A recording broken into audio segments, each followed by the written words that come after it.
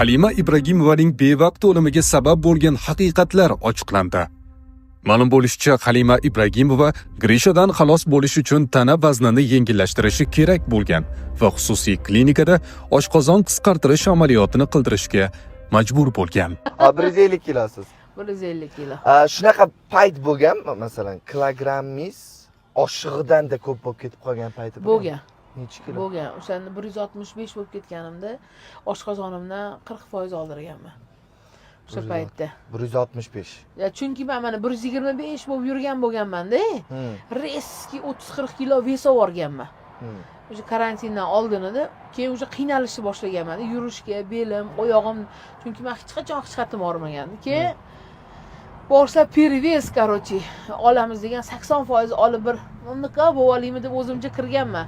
Keyin o'yladim, karyerachi, bola chaqa bor, mayli endi. Chunki sizni hamma shunaqa deb bilasizlar. bilan ko'rganda. Keyin operatsiyaga kirayotganda qo'l qo'yadi, men roziman degan joyga.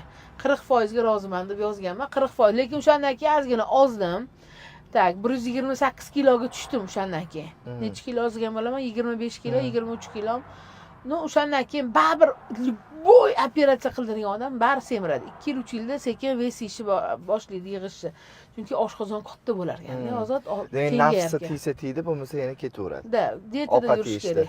Doim dietada yurish kerak. Shunaqa. Qandli diabeti borligi tufayli operatsiya qildirgan joyi o'z vaqtida bitmay yiringilab ketgan. Operatsiya qayta qilinib, qornidagi ortiqcha yiringlagan qismi kesib tashlanganida esa teri yetmay qolgan.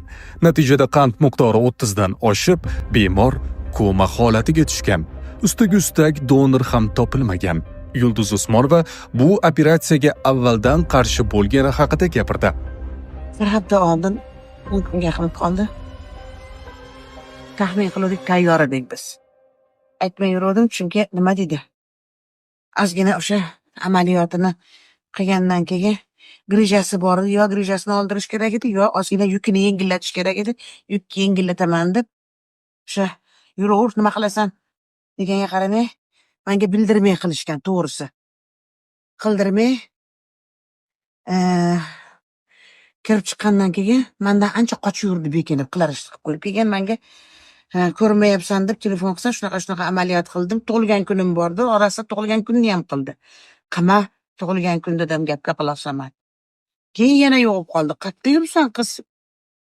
Yana telefon qildim. Opa, gunoy bo'lib, men sizga indamadim.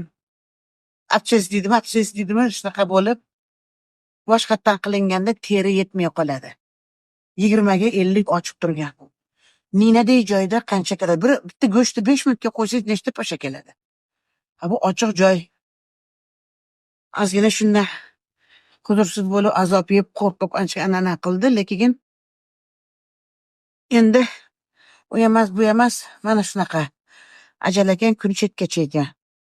Shunaqa bo'lishini baribir taxmin qilib tayyor turganmiz. Shu teri yetmayapti degandan keyin ham donor topilmadi, menimcha ishmadi opalar. Lekin bugun ertalab tikilish kerak bo'lgan-a? O'sha tikilish bugun o'sha sal usti qoti ham sahari baland bo'lib ketgan. 30 sahari. Endi shunaqa bo'lib, sahar, davleniya baland bo'lib ketgan, gemoglobin past, sahar baland. Bu ham bir Allohning anaqasi. Endi nima bo'lgan taqdirda ham Alloh rahmat aylasin, kun chetgacha ekan. Menga ko'pchilik ta'ziya bildiryapti, rahmat, lekin sizlarga ham bildirmoqchiman. Bu bitta men emas, hammamizning hamkasbimiz bo'lgan. Mendan ko'ra ko'pchilikka foydasi ko'p ekan. Ijtimoiy tarmoqlarda Halima Ibragimovaning reanimatsiyada yotgan videolari ham tarqaldi. U 7 dekabr kuni tongda operatsiya stolida jon berdi.